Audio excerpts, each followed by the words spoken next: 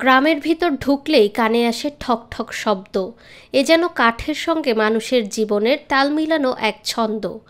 ঘরের পাশে অস্থায়ীভাবে টানানো পলিথিনের নিচে চলছে নৌকা তৈরির ব্যস্ততা।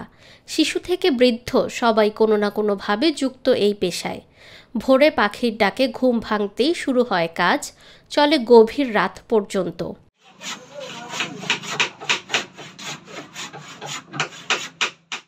কেউ কাঠ কাটছেন, কেউ পেরেক ঠুকছেন, কেউ বা ঘষে দিচ্ছেন নতুন নৌকার গায়ে মসৃণতা।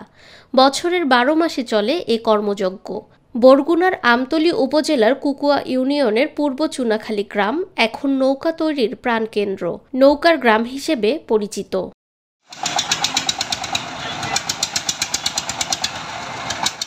গ্রামের প্রায় শতাধিক পরিবার বংশ পরম্পরায় নৌকা তৈরির পেশায় জড়িত।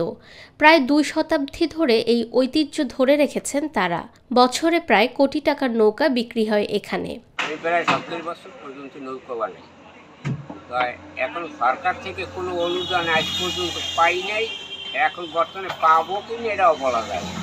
সরকারের উচিত যে পেশাটা টিকিয়ে রাখা, আমি দেখে দেখতে পারি যে সরকারের টিকিয়ে রাখছে।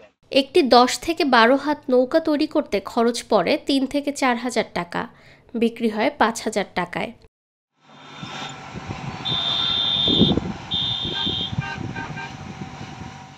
শ্রমিকরা চুক্তিভিত্তিক কাজ করেন।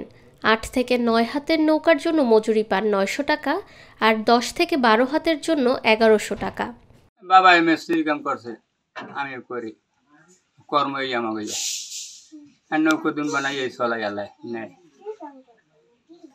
জায়গা জমি আমার নিজে নাই, ওই আল্লাহ চালাইছে কোনো নাই। আমি কেউ সরকার থেকে কোনো পথ আমি পাইনি। পটুয়াখালীর কলাপাড়া, মহিপুর সহ বিভিন্ন বাজারে এসব নৌকা বিক্রি হয়। তাছাড়াও বরগুনার বেতাগী, পাথরঘাটা, বামনা পার্শ্ববর্তী এলাকার পাইকাররা এখান থেকে নৌকা কিনে নিয়ে যান।